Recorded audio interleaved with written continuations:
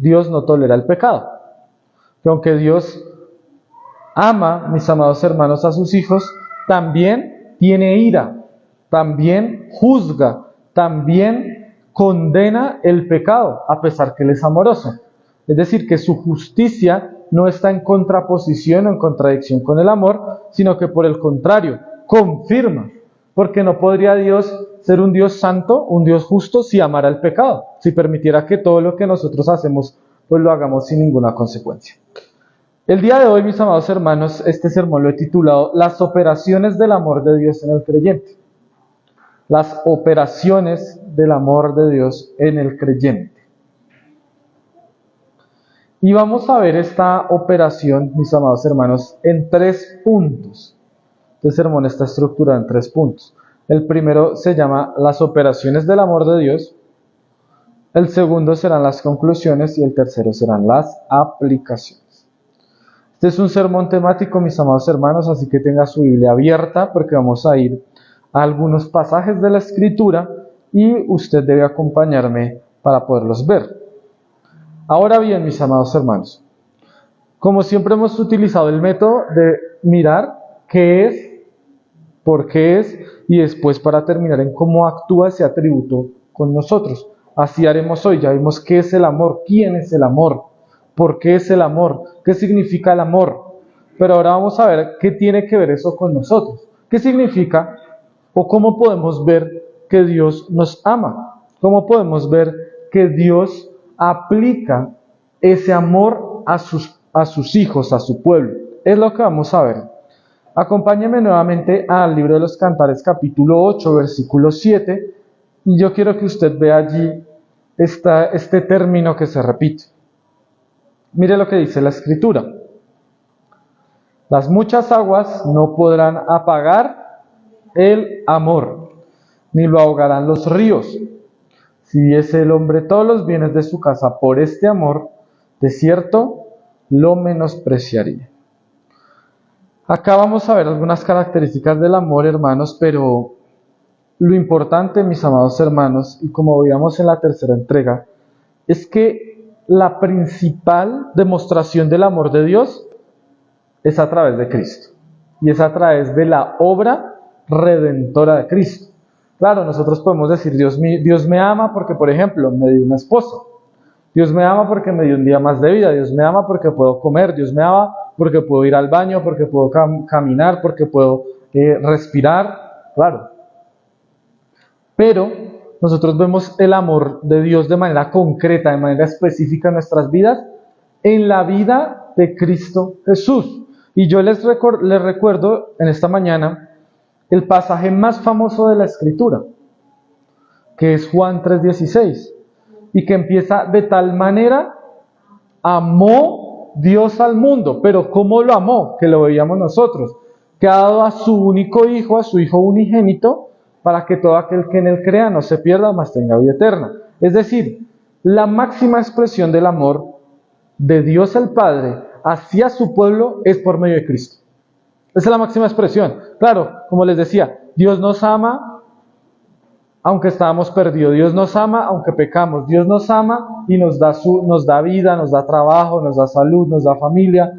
Pero en el lugar donde podemos ver con mayor claridad el amor de Dios es en Cristo, en su vida, en su muerte, en su resurrección, en su ascensión y en su segunda venida, mis amados hermanos. Allí podemos ver que realmente Dios nos ama. ¿Por qué?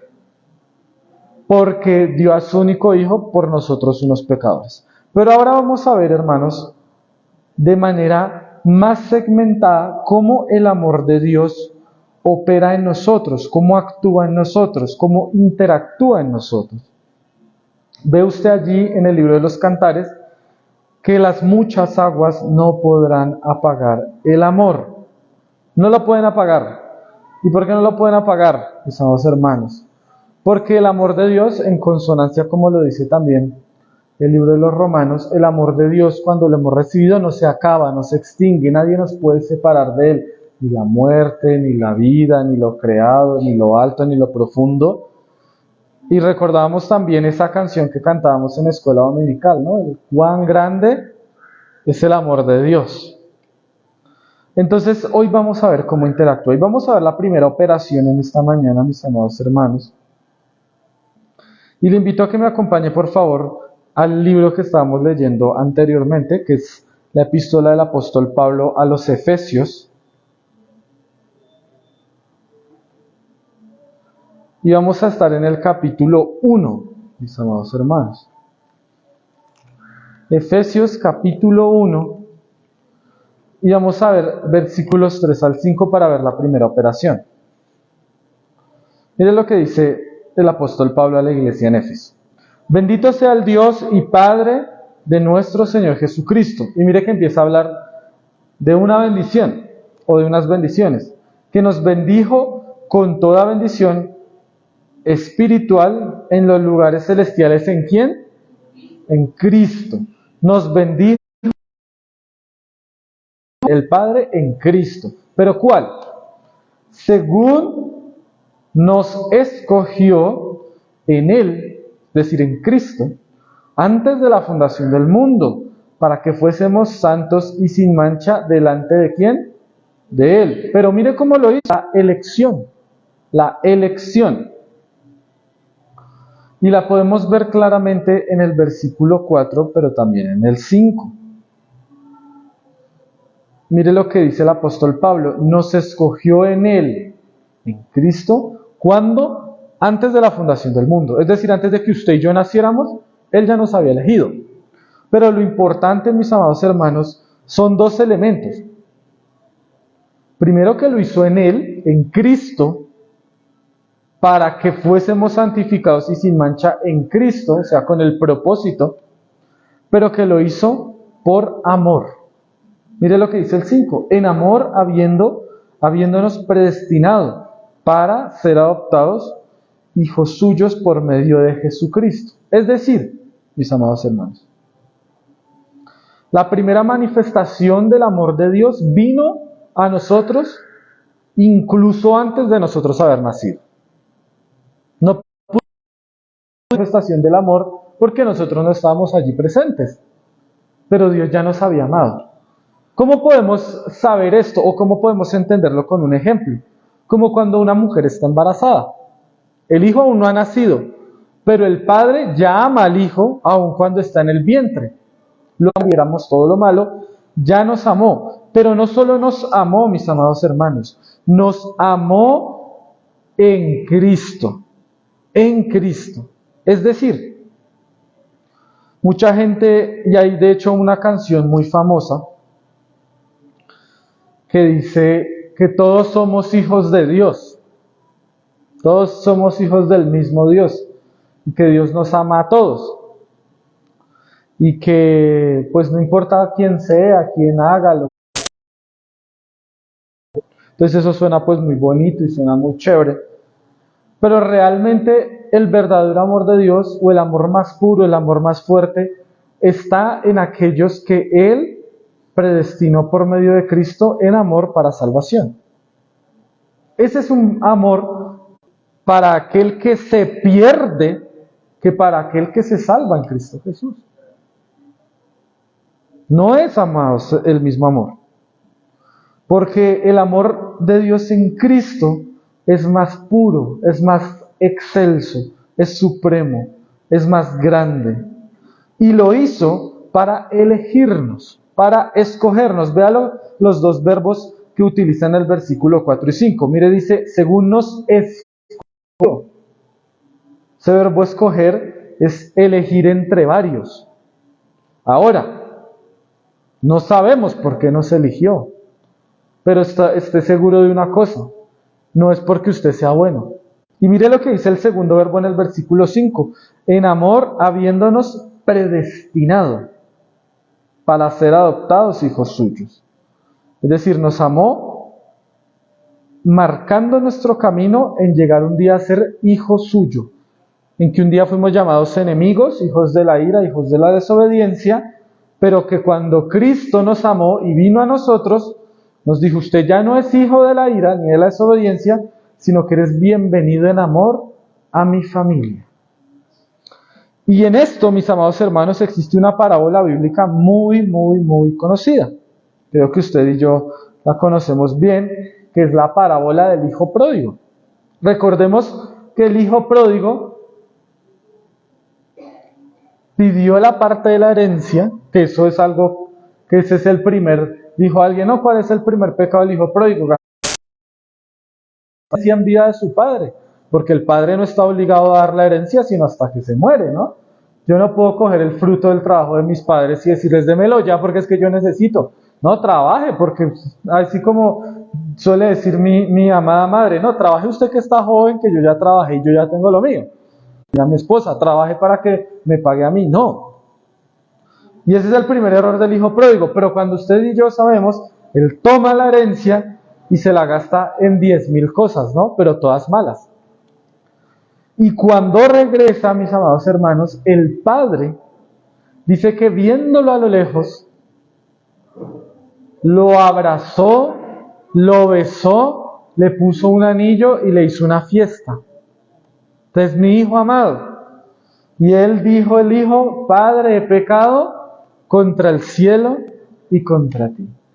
Ese es usted y yo, hermanos. El Padre bien habría podido juzgarnos y sentenciarnos a muerte por nosotros a toda la maldad que cometimos, como hizo el hijo pródigo. Pero él, en lugar de hacer eso, nos eligió y él sabía que un día regresaríamos a su casa, un día regresaríamos a su hogar, un día seríamos llamados hijos suyos nuevamente. Entonces usted va a decir, o sea que yo soy el hijo pródigo. Y yo pienso que somos peores que el hijo pródigo. Hemos hecho peores maldades, peores inmundicias hemos caído. Pero aún así tenemos a un Padre que nos eligió por amor. Esta es la primera operación, mis amados hermanos. Nos eligió en Cristo para salvación. La segunda operación, mis amados hermanos, es la redención. La redención. Acompáñeme, por favor, a la primera epístola del apóstol Juan, capítulo 4, y vamos a ver el versículo número 10. Primera de Juan 4:10.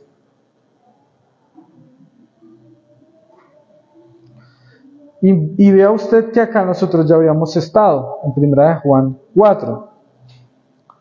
Y estuvimos para ver que Dios es amor. El versículo 8 lo dice, ¿no? El que no ama no ha conocido a Dios porque Dios es amor. Ese fue el primer versículo que nosotros vimos. Pero hoy vamos a ver el 9 y el 10. Y el 9 y el 10 están completamente conectados con el pasaje anterior de Efesios. Mire lo que dice el 9. En esto se mostró el amor de Dios para con nosotros. Entonces, usted se puede preguntar, ¿cómo sé que Dios me ama? ¿Cómo puedo ver que Dios me ama? Si usted me dice que Dios me ama, muéstreme cómo Dios me ama. Mire el verbo que utiliza el apóstol Juan. En esto se mostró, en esto usted puede ver, el amor de Dios para con nosotros, la iglesia. En que Dios envió a su Hijo unigénito al mundo para que vivamos por Él. ¿Cuál es la muestra más clara? Que envió a su Hijo, ¿cierto? Hasta ahí ya lo hemos hablado, pero mire el 10. En esto consiste el amor. Y envió a su Hijo en propiciación por nuestros pecados. Es decir, Él no solo nos amó enviando al Hijo, esa ya es una gran muestra de amor, enviar a su Hijo, sino que envió a su Hijo para el perdón de nuestros pecados. Envió a su Hijo para que Él muriera en nuestro lugar, para redimirnos. ¿Por qué utilizamos la palabra redención, mis amados hermanos? Porque recuerde usted que en el antiguo pacto, cuando alguien pecaba, tenía que llevar un animal, un sacrificio. De hecho, tenía que llevar dos, ¿no? El de expiación y el de holocausto. Pero debía llevar uno de expiación para que ese animal muriera y rociando la sangre, el sacerdote quedara perdonado del pecado de esa persona. Pero entonces vino Cristo, el Cordero sin mancha, el Cordero que quita el pecado del mundo, y por amor vino al mundo. Por amor vivió en el mundo. Por amor predicó en este mundo, pero por amor cumplió el propósito que el Padre le había dado, morir por usted y por mí, por amor.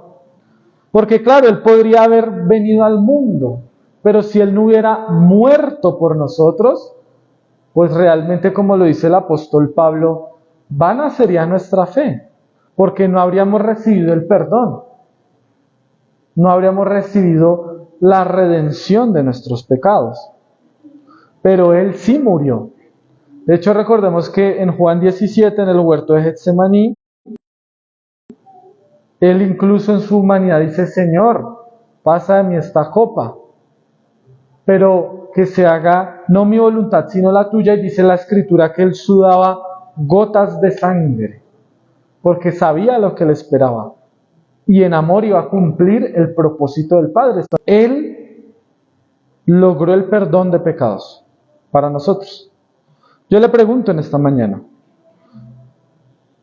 como antes en Israel y en el antiguo pacto, ¿usted pagó por ese sacrificio? ¿Usted pagó porque Cristo muriera por usted? Vea que en Colombia, mis amados hermanos, hace algunos años, y los que no son jóvenes tal vez no conocen eso, había una época muy difícil, no hace muchos años, 20 o 30 años, y había un drama bastante duro, que era el drama de los secuestros. No sé si usted lo recuerda. Las guerrillas solían secuestrar a mucha gente. Y muchos de los familiares de los secuestrados lo que hacían era canjearse. No sé si ustedes recuerdan eso. Entonces, por ejemplo, voy a poner un ejemplo en mí.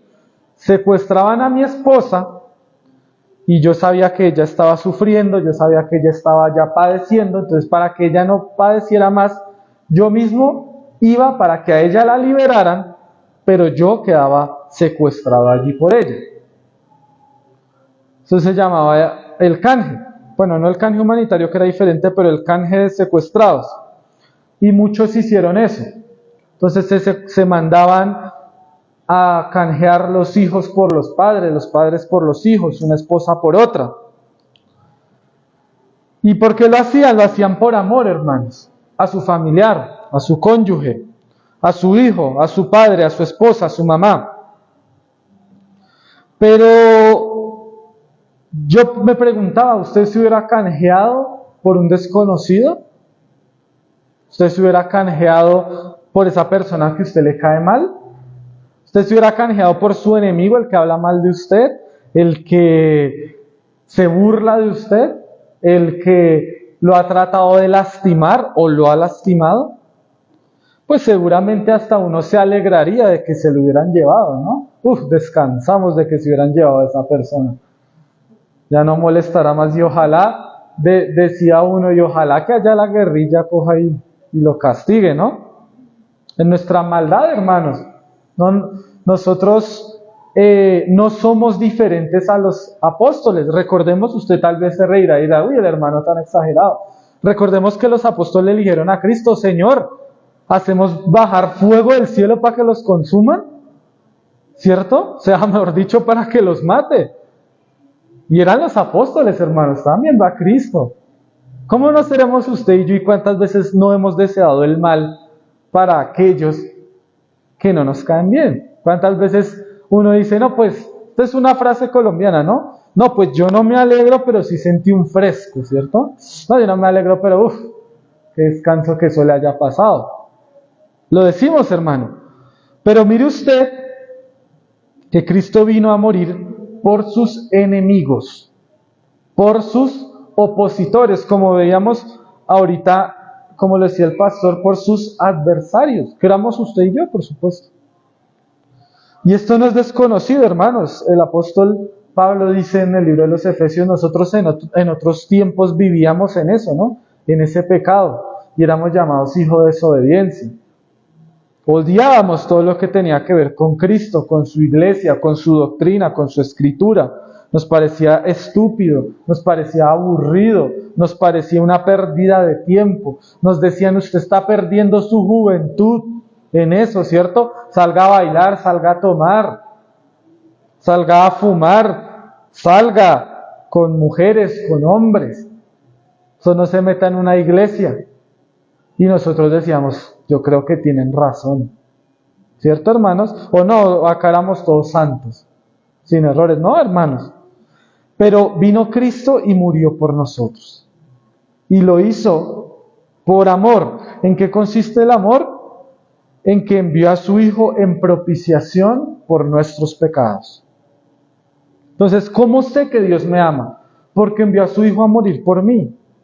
Entonces, le voy a poner otro ejemplo. Es como si, y voy a utilizar un ejemplo de los hermanos que están acá, como si hubieran tomado a la hermana Franci y Valentina dice, no, yo me voy a canjear por mi mamá para que ella venga y descanse. Pero yo le digo, no, Valentina, voy a ir yo. ¿Cómo así? Si es que no voy a ir yo. Entonces Valentina va a entender, él de verdad ama a mi mamá. En la fe, por supuesto. Pero en nosotros alguien ya tomó nuestro lugar. Alguien ya tomó nuestro sitio. Nuestro sitio era allá en la cruz. Ese era lo que le corresponde. Ese fue Cristo, hermanos. Entonces, si un día le preguntan, ¿cómo sé que Dios me ama? Porque envió a su Hijo a morir por mí. Eso es lo mayor, hermanos. Porque podemos tener todo. Y vea lo que dice, lo que dice el libro de los Cantares. Si el hombre diese sus bienes por ese amor, de cierto lo menospreciarían. Podríamos tener todo, todos nuestros bienes, títulos, joyas, gloria, viajes, dinero, fama, influencia. Pero como creyentes podemos entregarlo todo por amor de Dios, ¿cierto? O lo deberíamos hacer por lo menos. Pero el mundo no lo entendería nunca, nos menospreciaría, ¿cierto? Está loco ese hombre, está loco esa mujer. Porque nosotros sabemos que más que los bienes, que más que la salud, que más que nuestra propia vida, lo más valioso es Cristo. Y el amor que nos manifestó a través del perdón de pecados. Eso es más valioso que cualquier cosa. Eso es más valioso que cualquier bien terrenal del mundo, cualquier gloria de este mundo. Entonces nosotros estaríamos dispuestos, como lo hacían nuestros hermanos de la primera iglesia, ¿no? No, es que tiene que entregar a sus hijos, tiene que, no, me voy, ya, pues llévenme y mátenme y listo, por amor del Señor. Fin. Ellos no escatimaban esto. Vamos a ver la tercera operación, mis amados hermanos. Y la tercera operación es el llamamiento.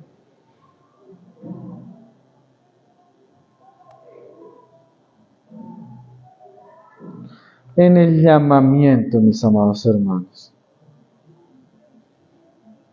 Y vamos a ir nuevamente a la epístola a los Efesios. Les pido que me acompañen, mis amados hermanos.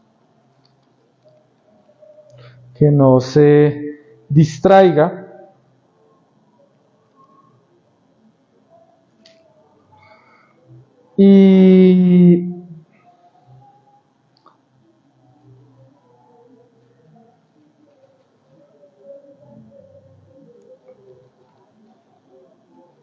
Y vamos a ver, mis amados hermanos,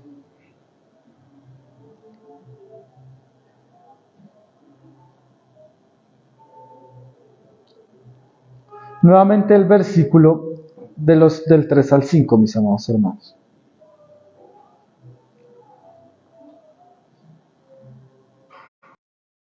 Y acá, amados hermanos, vamos a ver que dice el versículo 5, en amor habiéndonos predestinados para ser adoptados hijos suyos por medio de Jesucristo según el puro afecto de su voluntad.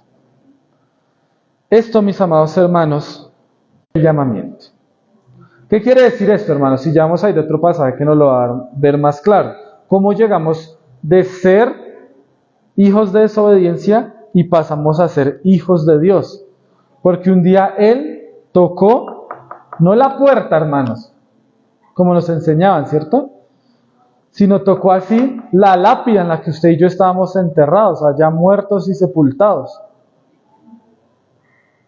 Y la rompió y nos levantó, nos sacó de la tierra. Usted estaba lleno de gusanos, olía horrible. Y yo también, hermanos.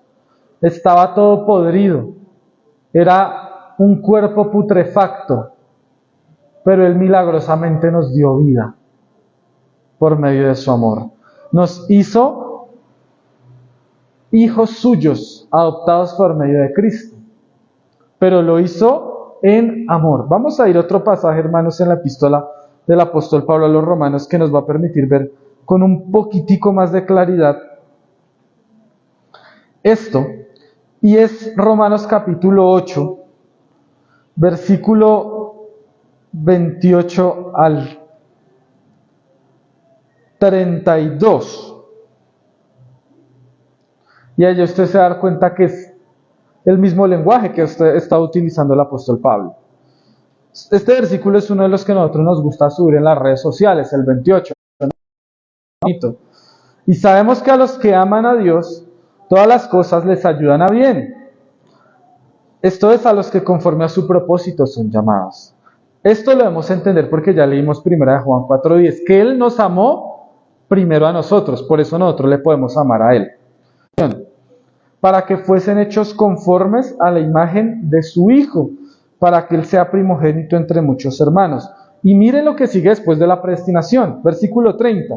Y a los que predestinó, a estos también llamó. Llamó.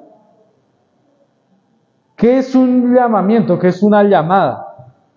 Entonces, si le preguntamos a la generación de hoy, pues una llamada es coger el teléfono y llamar a alguien, ¿cierto? Llamar, hermanos, es en nuestro contexto cristiano que alguien vino y nos entregó un mensaje, pero ese mensaje fue tan poderoso y quien lo entregó era tan poderoso que nos levantó y nos dijo: ya no perteneces al mundo de los muertos, ya no perteneces al mundo de los condenados, sino levántate, como veíamos en la lectura de ahorita de Efesios 5, levántate tú que duermes y te alumbrará Cristo. Ahora eres llamado hijo, ahora eres llamado adoptado, ahora eres llamado parte de la familia de Dios. En ese momento se concretó nuestra predestinación. ¿De qué habrá valido de que nos predestinaran si eso no se hubiera hecho realidad en nuestras vidas? Eso es tanto como aquel que dice: mija, es que yo un día la voy a llevar a conocer el mar, pero nunca la lleva. O sea, está el propósito, ¿cierto? Está ahí la intención, pero ¿de qué vale si no lo hizo? Sí, o sea, entonces, claro, nosotros predestinados, pero lo importante es cuando ello se aplicó a nosotros, y se aplicó en el llamamiento, cuando vino el Espíritu Santo de Dios por medio del poder de Cristo y nos dijo: Franci, Michelle, Valentina, Paola, José, Luz, Tatiana, tú un día fuiste predestinado y ahora te llegó la hora de venir a la familia de Cristo. Por supuesto, a su vida llegó de manera diferente que a la mía y a las de los demás. No llegó con esas palabras que yo le estoy diciendo, pero lo importante es que llegó. Y lo importante es que usted y yo fuimos llamados, que la predestinación se cumplió, que el propósito se cumplió. Y vemos otro atributo: los decretos de Dios. ¿Recuerdan cuando vimos los decretos de Dios y cuando vimos la presencia de Dios, que Él sabía quiénes eran los elegidos? Él no solo sabía quiénes eran los elegidos, sino que también los salvó. Es como aquel, hermanos, y dice la Escritura, que se pone a construir una casa. Entonces usted construye una casa, pues si uno es medio pensante, tiene que sacar algunas cosas. Primero, el diseño de lo que va a construir, y segundo, lo que va a construir. Bueno, y tercero, la mano de obra que se le va a ir. Pero es como si usted tuviera el plano de su casa, pero nunca la construye. Pues ¿de qué le sirve, no? De nada. No, mire, acá está mi casa, mírelo. La habitación va a ser así, el baño, propósito poderoso y específico. Y es que aquellos, y mire lo que dice el apóstol Pablo, que lo muestra como una cadena, a los que predestinó, a estos también llamó. O sea, no se quedó en la predestinación, sino que llamó a los predestinados. Y a los que llamó, a estos también justificó, que es lo anterior que vimos, la redención. No solo los llamó y ya, sino que aplicó la salvación de Cristo en la vida de ellos. Tú ahora eres salvo. Tú ahora, como dice el Espíritu Santo, eres sellado con el Espíritu Santo. Tenemos una marca. En Apocalipsis, recuerda que se habla de la marca. Todos nos acordamos de la marca de la bestia, ¿no? Entonces empiezan a sacar unas teorías bastante extrañas y hasta graciosas. Entonces, yo desde que soy niño, pues he escuchado que la marca de la bestia, a todo le dicen la marca de la bestia, ¿no? Entonces le decían la marca de la bestia al televisor, a los celulares era la marca de la bestia, el wifi era la marca de la bestia, los códigos de barras de los productos eran la marca de la bestia, la vacuna del COVID era la marca de la bestia, ¿cierto? Yo leí personas que decían eso, que todo es la marca de la bestia. Pero si usted mira el pasaje, yo le invito para que usted lo haga en casa, cuando se habla de esa marca, también dice que hay unos que están con la marca de Dios, están marcados. Entonces la gente pues se hace también otras interpretaciones bastante extrañas, ¿no? Bueno, ¿y cuál será la marca de Dios? ¿Para qué me tengo que acá mandar a tatuar la palabra Dios, a Cristo, una cruz, una corona de espinas? No, la marca de Dios, mis amados hermanos, el sello que nos ha impuesto Dios es su Santo Espíritu, que nos aplicó la salvación de Cristo. Él nos llamó y Él nos dijo: hijo, ahora ven a la familia a la que el Padre te predestinó. Aplicó la predestinación, aplicó la salvación a nosotros. ¿De qué, como les digo, de qué habría valido que nos hubiera predestinado si no nos llamó? ¿Y de qué nos habría servido que nos llamara si no nos justificaba, si no aplicaba la salvación? Y mire lo último: y a los que justificó, a estos también glorificó. Ese es el último paso que nos falta, hermanos. Y se cumplirá el día de nuestra muerte, cuando ya seremos libres del pecado. Ya usted y yo, ya, por ejemplo, no tendré conflictos con Valentina, no estoy diciendo que los tenga, sino que ella ya no tendrá conflictos ni conmigo ni con nadie, porque ya no pecará. Ya irá a la gloria y allí no habrá pecado. Allí volveremos a recibir otra bendición.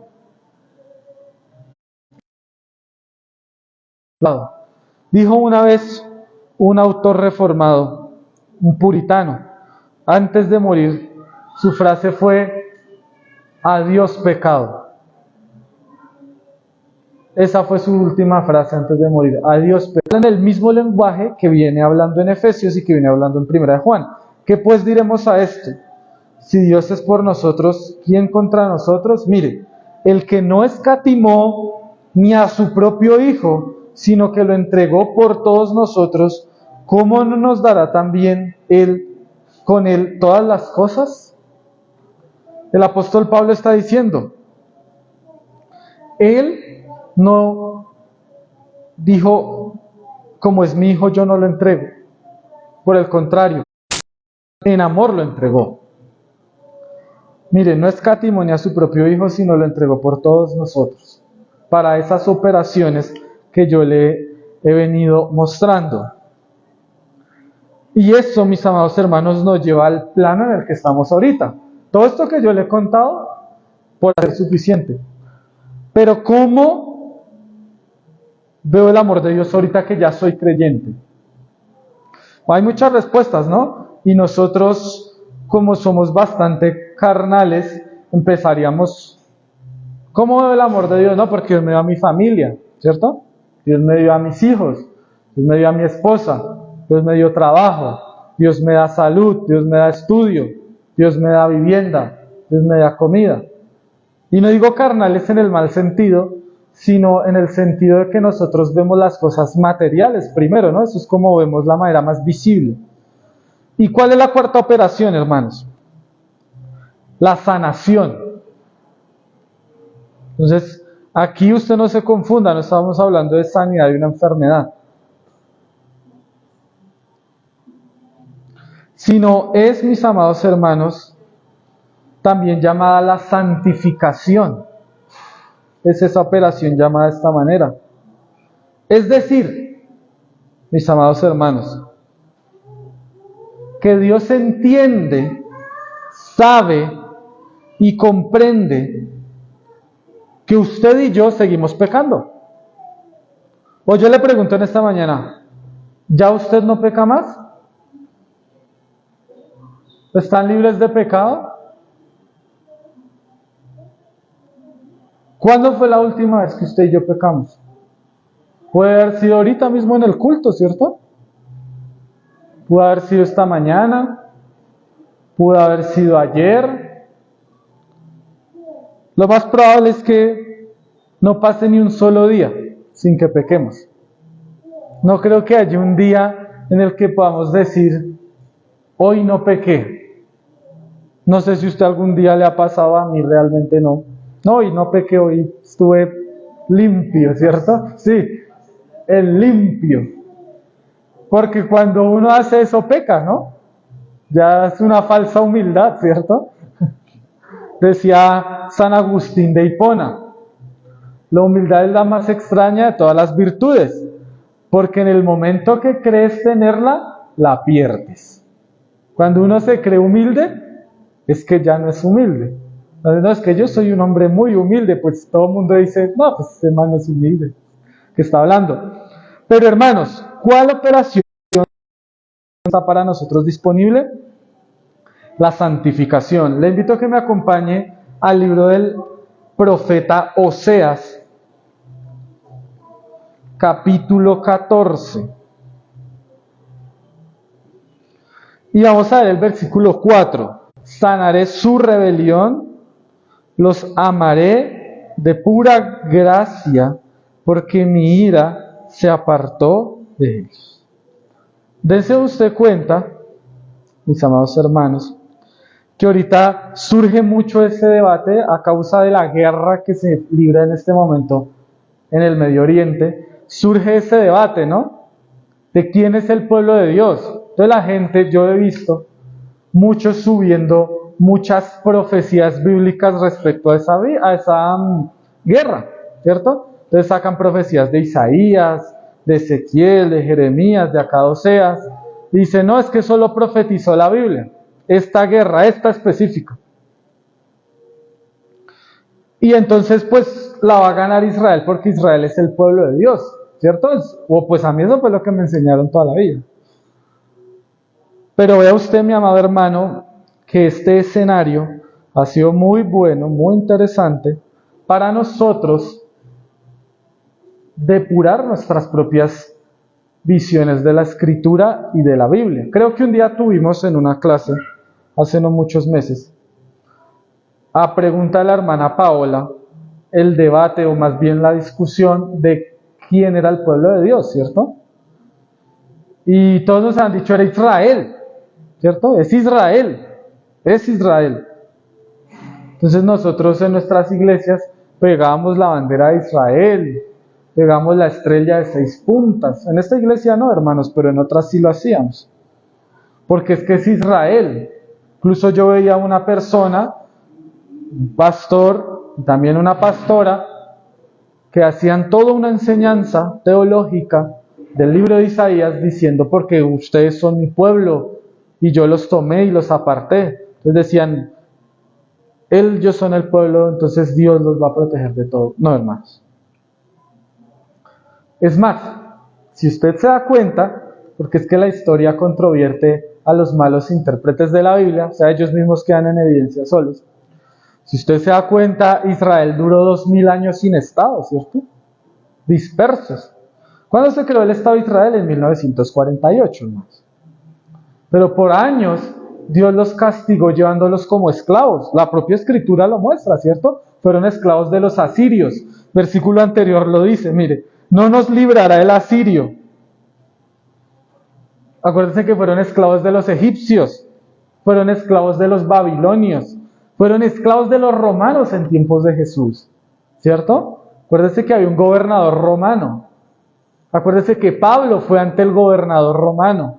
Acuérdese que Cristo fue presentado ante los romanos, ante Poncio Pilato. ¿Recuerda usted eso?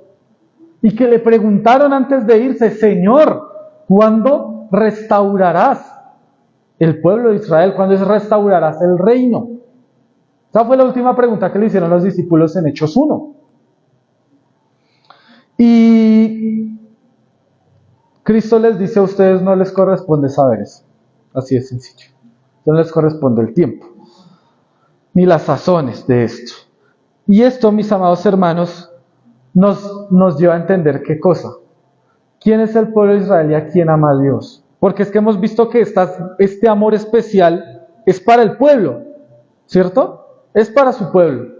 Yo les pregunto, ¿el que está combatiendo ahorita Hamás? ¿Es para el judío que no cree en Cristo? ¿Es para el judío que niega que Cristo es el Salvador? ¿O será para cualquiera? Hicieron la pregunta: ¿pero dónde vemos eso en la Biblia? Hermano Steven, me dijeron así. Alguien me escribió en WhatsApp hace una semana. Pero bueno, ¿yo dónde veo eso en la Biblia? Porque yo toda la vida pensé que Israel era el pueblo de Dios. Yo le dije, me gusta mucho su pregunta. Le dije, solo hay que leer 3 capítulos de la Biblia para entenderlo. Romanos 9, Romanos 10 y Romanos 11.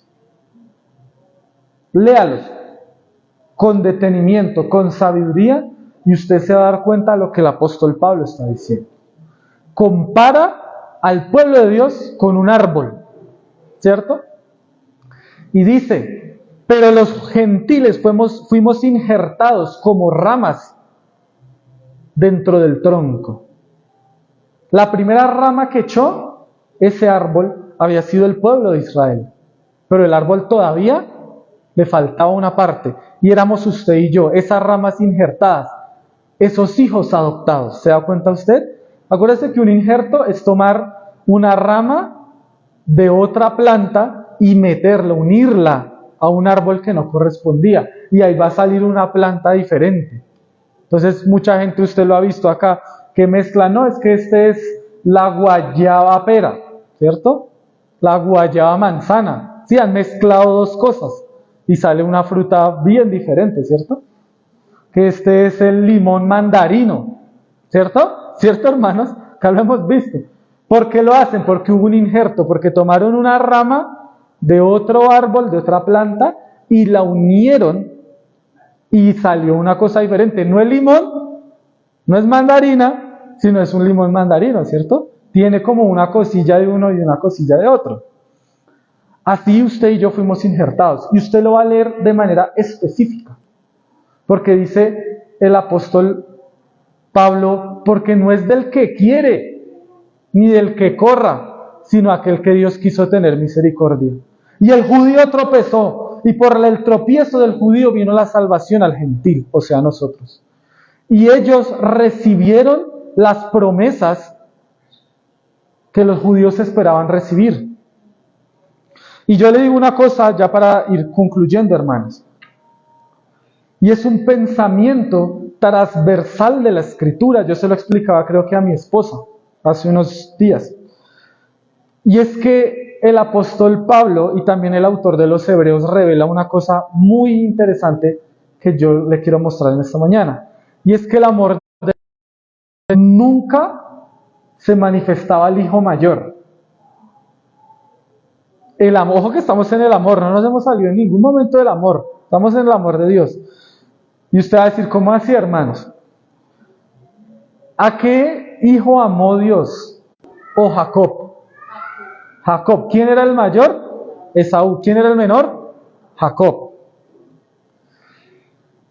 ¿Quién debía recibir las promesas de Dios? ¿El judío o el gentil? El judío. ¿Y quién las recibió? El gentil. Y entonces usted se va a dar cuenta, mis amados hermanos, ¿Quién debía gobernar? ¿Saúl o David? Saúl, ¿cierto? Y terminó reinando el hijo menor de todos los hijos de Isaí, dice la escritura, ¿cierto? El despreciado, no es que, pero es que yo acá veo todos los hijos, pero no, es que no es ese, Samuel, es uno que está por allá, el último, el más escondido, el más menor y el último de todos, ¿cierto, hermano? Es David. Recordemos que Cristo, dice la escritura, se sienta en el trono de David. Y recordemos, mis amados hermanos, que antes que Cristo vino otro, que fue Juan el Bautista. Les pregunto yo, ¿quién era mayor? Juan, nació primero, ¿cierto? Y después vino Jesús y dijo Juan, el que viene tras de mí, no, ni siquiera de atarle los zapatos, él es mayor que mí. Él es mayor que yo, pero él era mayor en edad, ¿cierto? Él era mayor que en edad. Y nosotros no en su amor. ¿Y cómo lo recibimos? Mire lo que dice. Yo sanaré su rebelión. El pastor hablaba esta mañana del pecado que apartó a los ángeles o que hizo caer a los ángeles. Decía la rebelión, ¿cierto? La desobediencia, el orgullo. Yo le pregunto, ¿cuántas veces se rebeló Israel en el desierto? De hecho, en un momento nosotros leíamos con mi esposa el libro de Deuteronomio. Dijeron, matemos a Moisés, matemos a Aarón, armemos un cabecilla y que nos devuelva a la tierra de Egipto, que es la llamada rebelión de los hijos de Coré, ¿no? Y lo que hace Dios es abrir la tierra y tragárselos a todos con todo y familia. En la época de los jueces, dice la escritura, cuando usted lea, dice, porque en esa época cada quien hacía lo que le parecía, lo que quería. Y no había, como quien dice, ni Dios ni ley. ¿Cuántas veces se rebeló Israel? Le pregunto, ¿cuántas veces nos hemos rebelado usted y yo? Yo siempre digo, los israelitas eran unos santos, unos obedientes, unos mansos, al lado de estos duros que somos. Recordemos las palabras que utilizaba el Señor. Pueblo incrédulo. Recordemos que por causa de ello, ninguno de los que salieron de Egipto entraron a la tierra prometida. Todos murieron en el desierto, excepto Josué y Caleb. Todos los que salieron murieron. Reúnete con Dios porque ya te llegó. Por amor, hermanos. Por amor, Dios nos sana, nos santifica. Sigue allí sosteniendo nuestras vidas a pesar de nuestro pecado. Si no fuera por ese amor, hermano, nosotros realmente ya no estaríamos en nuestra tierra. Así de sencillo. Por amor no recibimos el castigo de Ananías y Zafira. Y ojo que ellos eran del nuevo pacto, igual que nosotros. Recordemos que ellos mintieron y sustrajeron el precio de una parte del dinero de lo que ellos habían vendido. Dice la escritura que murieron. Recordemos que Pablo dice, porque algunos entre vosotros están enfermos y otros duermen cuando se toma de manera indigna la cena del Señor. ¿Cuántas veces nosotros no lo hemos hecho, hermanos? Y por amor estamos aquí. Por amor, hermanos. ¿Cuántas veces usted y yo no hemos cometido pecados que nadie más sabe, que guarda nuestro corazón? Y aún así Dios nos sigue amando, nos sana, nos santifica. ¿Y sabe hasta cuándo va a durar esta lucha? Hasta la muerte. Hasta la muerte, hermanos. Usted y yo moriremos. Decía alguien, es que yo no quiero morir en pecado. Voy a perder. Y yo le dije, pues es que morir santo es imposible. De pronto nos arrepentiremos 30 o 20 minutos antes. ¿Por qué? Porque si usted muere con Cristo, usted está pecando. Sí. Pero muere la salvación del Señor. Pero si usted muere sin Cristo, también muere en pecado, pero ya no habrá salvación para usted. Ya ese amor que hoy vimos no está disponible para usted, ni lo estará nunca. Porque yo le digo, la gente tiene una idea romántica de la ancianidad, y acá entre nosotros hay ancianos, gloria a Dios por ellos.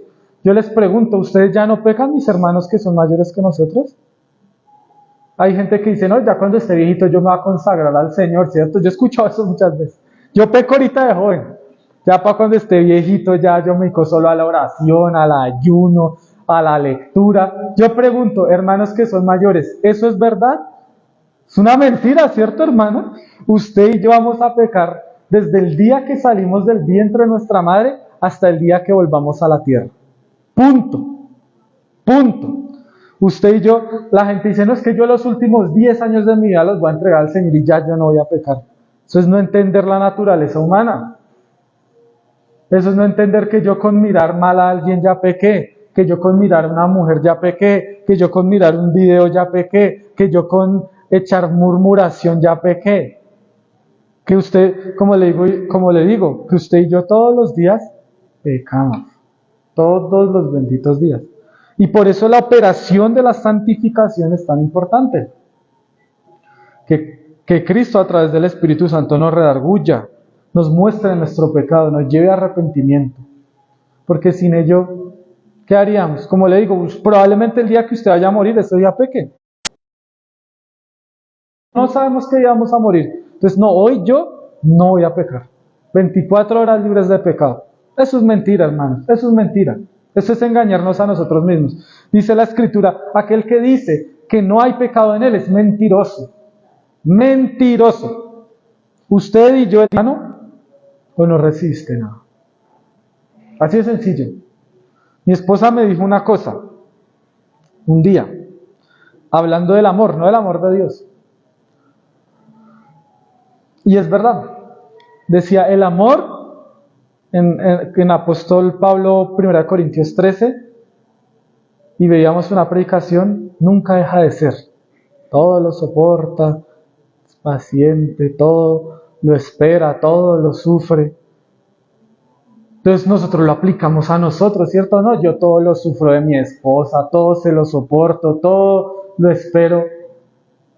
No, mi hermano, es el amor de Dios el que todo le soporta a usted, el que todo le perdona, el que todo le olvida, el que todo le ha perdonado. No es que uno piensa eso, ¿no?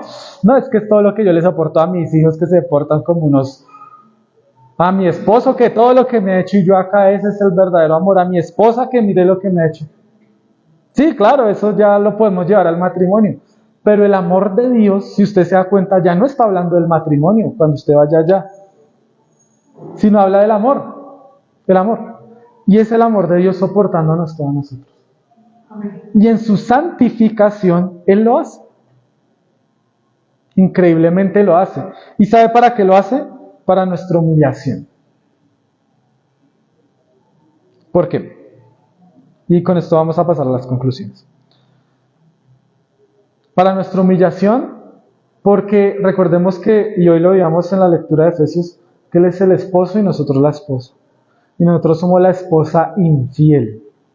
La esposa de Oseas, ¿no? Tómate una mujer ramera para mostrar la infidelidad. ¿Por qué somos infieles? Pues porque pecamos, hermanos. Porque pecamos. Por eso somos infieles. Nosotros somos esa esposa ramera. Por eso dice la Escritura, para presentársela a sí mismo sin mancha, habiéndola lavado. ¿Por qué la tenía que lavar, hermano? A la iglesia. Estaba terrible, porque está terrible. Para presentársela sin mancha, sin arruga, santa. Era porque no estaba así. Era porque estaba cochina, pareja, sabiendo que su pareja no la engaña. Y lo mira y dice, ¿yo cómo soy capaz de hacer una cochinada de estas? Pero como dice el apóstol Pablo, esto lo hablo de la iglesia con Cristo. Es el esposo que ama y ama, y la esposa que sale a revolcarse todos los días en sus cochinadas. Y él está allí. Y ojo, hermanos, que no estamos hablando de incrédulos. No estamos hablando de los no salvos, sino del pueblo de Dios. Estamos hablando del pueblo de Dios. Dice la Escritura, para finalizar, el juicio comenzará por casa. El día que nos llegue, nos dirá el Señor,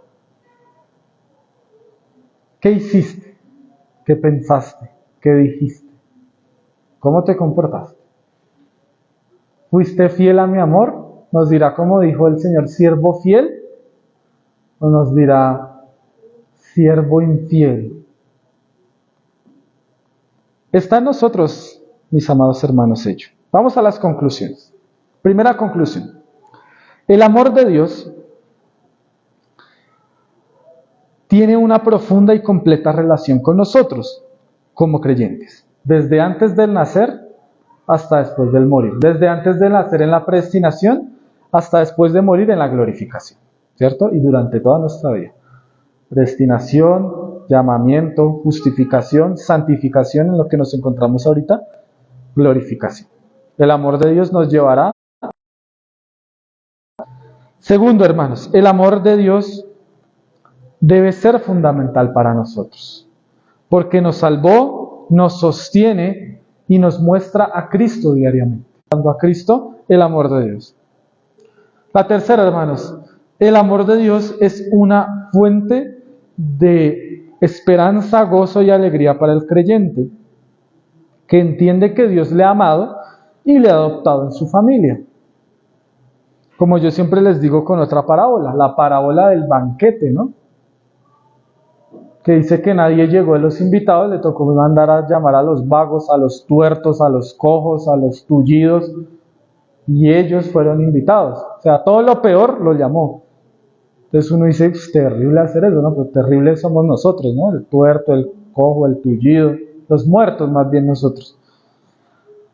Y aún así nos adoptó en su familia.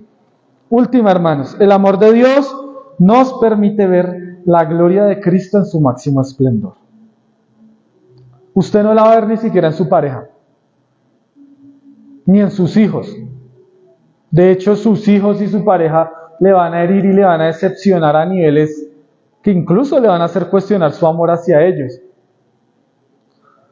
O yo me equivoco, hermanos casados o con hijos. ¿Usted nunca ha dudado? No, sí, no, eso ha sido puro amor, esos matrimonios y esas paternidades. Mentira, hermano, mentira. Pero hay un amor que nunca se oscurece, que nunca tiene sombra, que nunca tiene duda. El amor de Dios en Cristo. Ese siempre relumbra.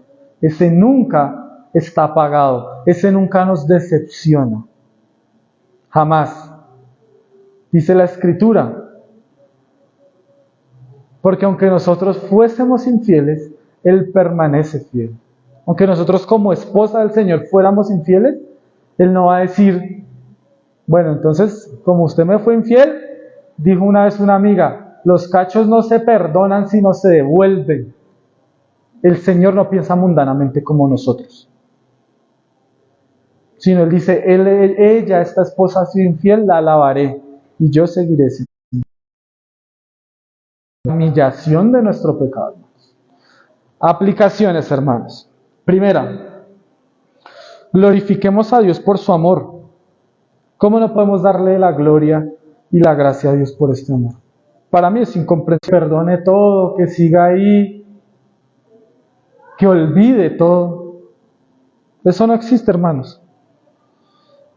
Pero más importante, glorificamos a Dios y lo debemos glorificar, es que debemos imitar ese amor, hermano. Que es lo difícil, ¿cierto? Debemos imitar ese amor. Entonces cuando nosotros nos dicen imitar ese amor, empieza a venirnos todo ese pasado negro. A mí me han herido, a mí me han maltratado, a mí me han humillado, a mí me han gritado, a mí me han golpeado. ¿Y no hicieron luego lo mismo con Cristo, hermanos? Y usted y yo éramos los que teníamos la vara escarneciéndolo. Segundo, hermano, demos gracias a Dios porque por su amor Cristo murió por nosotros y ya no hay condenación para nosotros. Por amor. Porque de tal manera amó Dios al mundo que dio a su Hijo un ejemplo. Para que todo aquel que en Él crea no se pierda, mas tenga vida eterna. Por su amor. Último, hermanos. arrepintámonos. Pues el amor de Dios nos limpia, pero nos insta a vivir santamente en amor a Él. Él no nos limpia para volvernos a ensuciar, sino Él espera que no nos ensuciemos. Dijo el Señor, a pregunta de los apóstoles: Señor, ¿y cuántas veces debo perdonar a mi hermano? Entonces le dice hasta 70 veces 7. Entonces una vez hubo un hermano que sacó la calculadora y multiplicó 70 veces 7, ¿cierto? Entonces dijo, listo. Cuando se pase de las 490, yo ya a la 491 ya no se la voy a permitir. Por supuesto, esa era una expresión para decir, siempre le tiene que perdonar, siempre. Perdónele todas las veces a sus hermanos, todo. Todas las veces perdone. O sea, usted no puede decir, es que es como yo les digo, es que va una, ¿no? Van dos, van tres, y a la próxima yo ya no se la hasta 70 veces 7, o sea, siempre. ¿Por qué? Por amor. ¿Por qué? Porque Cristo ya nos perdonó así, en amor, y que nosotros debemos vivir en ese amor para con Cristo. Pónganse de pie en esta mañana, mis amados hermanos, hemos terminado. Estoy delante tuyo. Yo no soy digno de estar delante de ti, Señor. Yo soy un miserable, un pecador que increíblemente, que de manera incomprensible has recibido tu amor, Señor. Yo no lo puedo entender como me amaste. Yo no puedo entender cómo amaste a mis hermanos. Si éramos tan malos, Señor. Éramos unos miserables, unos rebeldes, unos despiadados, unos mal hablados, fornicarios, adúlteros, alcohólicos, murmuradores. Y aún así viniste por nosotros. Es tu amor el que nos salvó. Es tu amor el que nos sostiene, Cristo Jesús. Es tu amor el que nos llevará al Padre. Ayúdanos a entender este amor. Te pido perdón por mis pecados, Señor. Porque un día nosotros deberemos ir ante tu santo trono. Y allí tú nos darás cuenta y nos pedirás cuenta de todo lo que hemos hecho, dicho, pensado, intencionado en esta vida, Señor. Por amor no seremos condenados, pero por amor tú nos llamas a la santificación. Por amor nos llamas a la paz. Por amor nos llamas al perdón de pecados. Por amor nos llamas al arrepentimiento. Ayúdanos en esta mañana, amado Dios, a andar en el amor que tú nos has mostrado. Es difícil, Señor, pero solo tú lo puedes hacer. Que te amemos como tú nos amas. Que te amemos como tú nos has amado y que te amemos como tú nos amarás. Gracias te doy en esta mañana por mis hermanos. Tu escritura dice que la manera que nosotros podemos comprobar que somos hijos de Dios es porque nos amamos unos a otros, como hermanos, que nos amemos.